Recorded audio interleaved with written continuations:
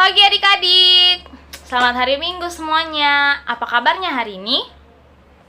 Kakak harap semuanya dalam keadaan yang sehat ya.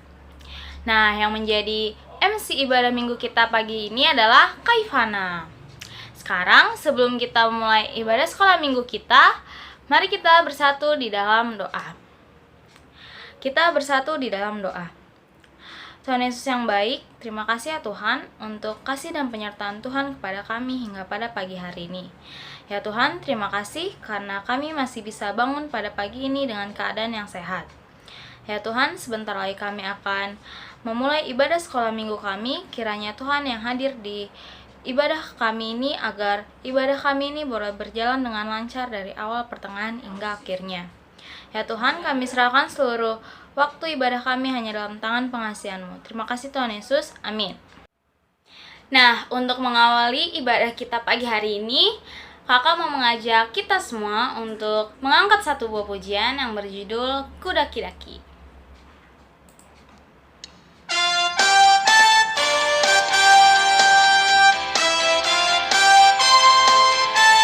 Yang tahu gerakannya boleh pakai gerakannya.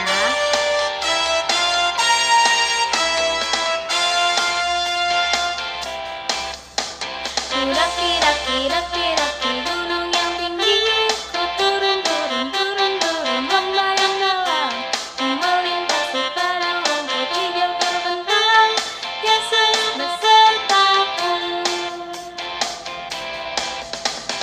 Terbang luar angkasa, ku selam dalam samudra, ku dayung bahu di sungai, Yesus besertaku.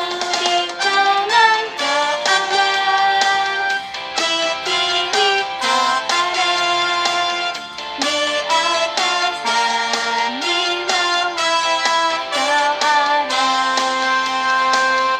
di suka kau ada, di duka pun kau ada, karena Engkau Yesusku.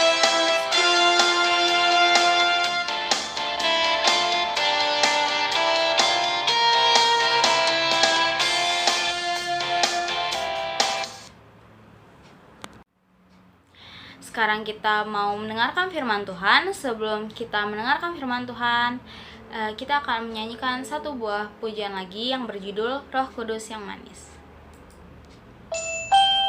Adik-adik, sekarang waktunya untuk kita mendengarkan firman Tuhan. Siapa yang mau dengar firman Tuhan? Yuk, kita duduk yang manis, kita buka telinga, Sikap dan berdoa. hati kita. Ku buka hatiku untuk firman-Mu. Ku ingin menjadi seperti Yesus. Berfirmanlah Tuhan, ku mau mendengar dan melakukannya setiap hari. Roh Kudus yang manis, tolong aku menuruti firman Tuhan. Roh Kudus yang manis, jadikanku anak Tuhan yang manis. Hai adik-adik, sekarang kita mau sama-sama mendengarkan firman Tuhan.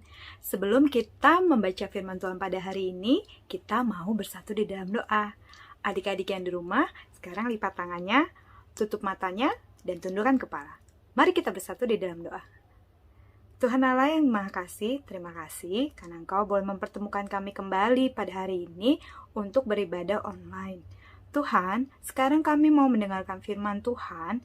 Tuhan yang ajari kami untuk kami duduk tenang di rumah kami masing-masing, membaca firman Tuhan, mendengarkan firman Tuhan dengan baik dan benar. Tuhan, ajari kami yang masih kecil untuk boleh memahami setiap firman Tuhan yang disampaikan, sehingga kami pun boleh belajar melakukannya dalam kehidupan kami sehari-hari. Ampuni kiranya setiap perbuatan kami yang tidak berkenan di hadapan-Mu, agar saat ini kami boleh berkenan di hadapan-Mu untuk mendengarkan firman Tuhan. Terima kasih Tuhan, dalam nama Tuhan Yesus kami berdoa dan mengucap syukur. Amin. Adik-adik, firman Tuhan pada hari ini diambil dari Perjanjian Baru, yaitu kitab Matius 26 ayat 57 sampai 68. Judulnya adalah Yesus di hadapan Mahkamah Agama. Nah, adik-adik, selain adik-adik bisa membaca firman Tuhan ini di Alkitab adik-adik masing-masing, di rumah adik-adik masing-masing, kita bisa sama-sama untuk mengetahui firman Tuhan pada hari ini dengan menyaksikan video yang sudah Kak Jayanti siapkan. Yuk, kita lihat sama-sama. Yesus di hadapan Mahkamah Agama. Sesudah mereka menangkap Yesus, mereka membawanya menghadap Kayafas, imam besar. Di situ telah berkumpul ahli-ahli Taurat dan tua-tua. Dan Petrus mengikuti dia dari jauh sampai ke halaman imam besar. Dan setelah masuk ke dalam, ia duduk di antara pengawal-pengawal untuk melihat kesudahan perkara itu. Imam-imam kepala, malah seluruh mahkamah agama mencari kesaksian palsu terhadap Yesus, supaya ia dapat dihukum mati. Tetapi mereka tidak memperolehnya, walaupun tampil banyak saksi dusta. Tetapi akhirnya tampillah 2 orang yang mengatakan, "Orang ini berkata, Aku dapat merubuhkan bait Allah dan membangunnya kembali dalam 3 hari." Lalu imam besar itu berdiri dan berkata kepadanya, "Tidakkah engkau memberi jawab atas tuduhan-tuduhan saksi-saksi ini terhadap engkau?" Tetapi Yesus tetap diam. Lalu kata imam besar itu kepadanya, "Demi Allah yang hidup, katakanlah kepada kami, apakah engkau Mesias anak Allah atau tidak?" Jawab Yesus, "Engkau telah mengatakannya, akan tetapi aku berkata kepadamu, mulai sekarang kamu akan melihat Anak Manusia duduk di sebelah kanan yang Maha Kuasa dan datang di atas awan-awan di langit." Maka imam besar itu mengoyakkan pakaiannya dan berkata, "Ia menghujat Allah. Untuk apa kita perlu saksi lagi? Sekarang telah kamu dengar hujatnya. Bagaimana pendapat kamu?" Mereka menjawab dan berkata, "Ia harus dihukum mati." Lalu mereka meludahi mukanya dan meninjunya. Orang-orang lain memukul dia dan berkata, "Cobalah katakan kepada kami, hai Mesias, siapakah yang memukul engkau?" Nah, adik-adik, tadi kita sudah sama-sama melihat video yang sudah Kak Jayanti tayangkan. Firman Tuhan pada hari ini bercerita tentang Yesus di hadapan Mahkamah Agama. Mahkamah Agama itu apa ya, Kak? Mahkamah Agama adalah tempat di mana terdapat orang-orang atau tokoh-tokoh yang ahli dalam pengajaran agama. Nah, kenapa saat itu Tuhan Yesus dibawa ke Mahkamah Agama? Karena saat itu para imam besar dan orang-orang banyak tidak percaya bahwa Tuhan Yesus adalah anak Allah. Dan mereka menuduh Tuhan Yesus menghujat Allah. Namun, karena mereka tidak dapat menemukan satu pun kesalahan yang dilakukan Tuhan Yesus, maka mereka berencana untuk membuat kebohongan-kebohongan dan mendatangkan saksi-saksi palsu untuk menuduh Tuhan Yesus agar Tuhan Yesus dihukum. Nah, tapi apakah saat itu Tuhan Yesus melawan? Tidak. Apakah saat itu juga Tuhan Yesus memberontak? Juga tidak. Tuhan Yesus menerima setiap tuduhan dan hukuman yang diberikan bukan karena Tuhan Yesus mengakui bahwa Tuhan Yesus melakukan kesalahan, tapi karena Tuhan Yesus menerima itu semua sebab Tuhan Yesus ingin menuruti setiap perintah Allah yang sudah difirmankan di dalam firman Tuhan, yaitu menjalani setiap kejadian yang tidak enak buat Tuhan Yesus untuk sampai di kayu salib untuk menebus manusia dari dosa-dosa. Adik-adik, firman Tuhan pada hari ini ingin mengajarkan kita beberapa hal. Yang pertama, kita bisa meneladani setiap kebaikan yang Tuhan Yesus lakukan. Seperti yang diceritakan di firman Tuhan pada hari ini, bahwa ketika Tuhan Yesus dituduh oleh para imam besar dan juga orang-orang yang tidak percaya, bahkan Tuhan Yesus dijatuhi hukuman, namun Tuhan Yesus tidak membalas mereka dengan kejahatan atau perbuatan yang tidak baik. Tapi Tuhan Yesus mengampuni dan mengasihi mereka semua. Nah, kita juga sebagai anak-anak Tuhan Yesus, murid-murid Tuhan Yesus, bisa belajar untuk menjadi pribadi yang mampu memaafkan kesalahan orang lain. Atau ketika kita lagi diisengin, atau kita menerima perbuatan yang tidak enak dari teman kita atau orang lain, kita tidak membalasnya dengan kejahatan atau perbuatan yang tidak baik. Tapi kita boleh belajar mendoakan dan juga boleh belajar memaafkan. Yang kedua, kita bisa belajar untuk menghargai setiap pengorbanan yang Tuhan Yesus lakukan buat hidup kita. Nah, adik-adik, Tuhan Yesus datang ke dunia memang sudah direncanakan oleh firman Tuhan untuk menebus kita manusia dari dosa-dosa.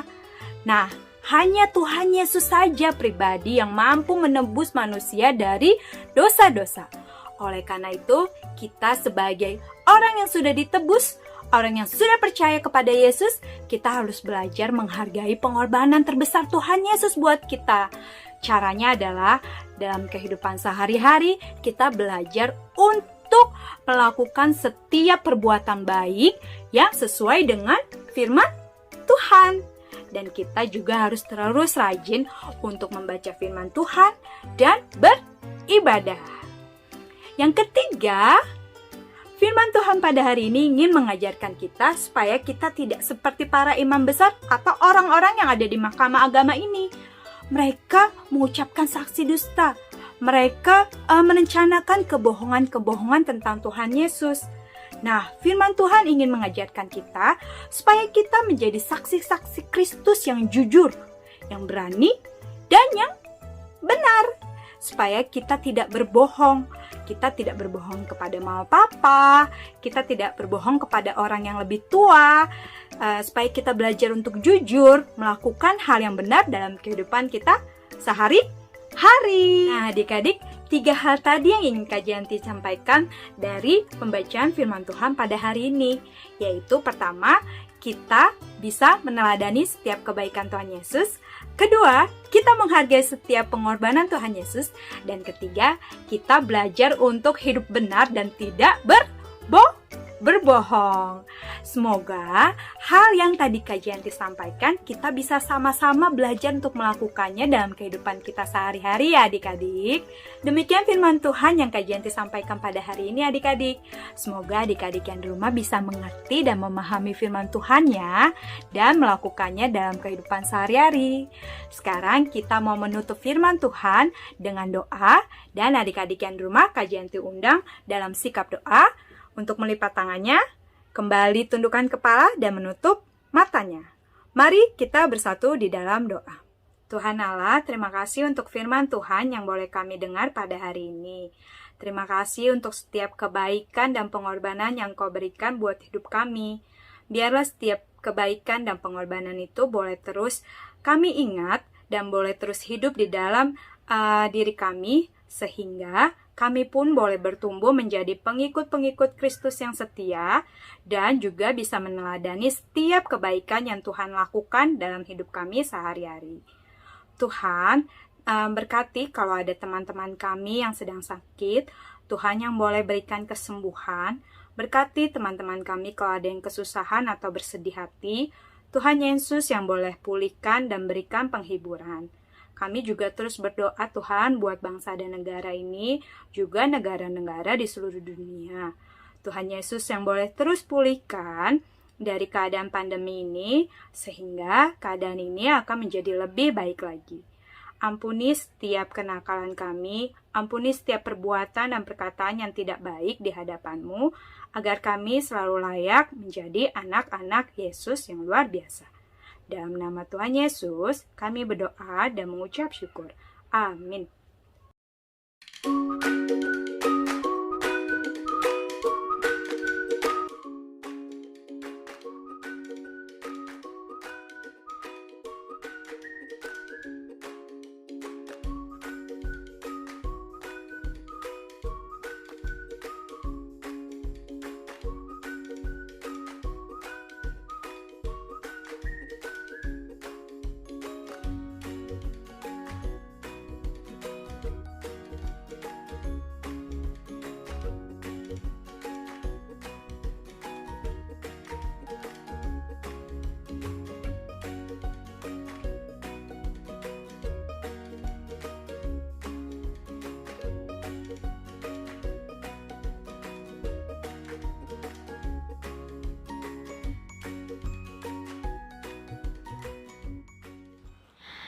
Oke, kita udah mendengarkan firman Tuhan yang dibawakan oleh Kak Jayanti. Sekarang kita mau mengumpulkan persembahan.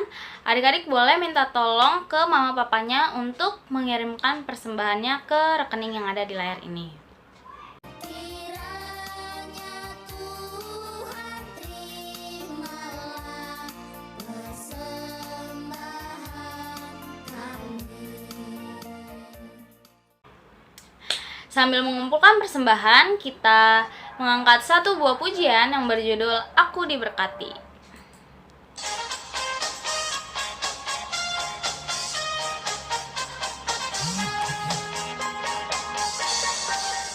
Aku diberkati, sepanjang hidupku diberkati. Bila bangun pagi, hari siang berganti malam, aku diberkati. Sekali lagi. Aku diberkati, sepanjang hidupku diberkati. Bila bangun pagi, hari siang berganti malam, aku diberkati. Oke, sekarang kita mau menutup ibadah kita. Mari kita bersatu di dalam doa.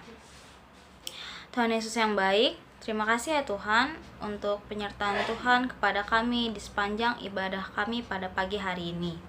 Ya Tuhan, kiranya ibadah kami ini boleh berkenan di hadapan-Mu. Dan kiranya firman Tuhan yang sudah kami dengarkan boleh kami mengerti, boleh kami ingat, dan boleh kami lakukan dalam kehidupan kami sehari-hari. Ya Tuhan, sebentar lagi kami juga akan melakukan kegiatan yang lain. Kiranya Tuhan yang tetap menjagai dan menyertai kami. Sebelumnya juga kami mohon ampun untuk setiap kesalahan yang kami lakukan di sepanjang ibadah kami ini, agar kami layak di hadapan-Mu. Terima kasih Tuhan Yesus yang baik. Amin. Oke, ibadah sekolah minggu kita udah selesai. Sampai jumpa minggu depan. Dadah. Tuhan Yesus memberkati.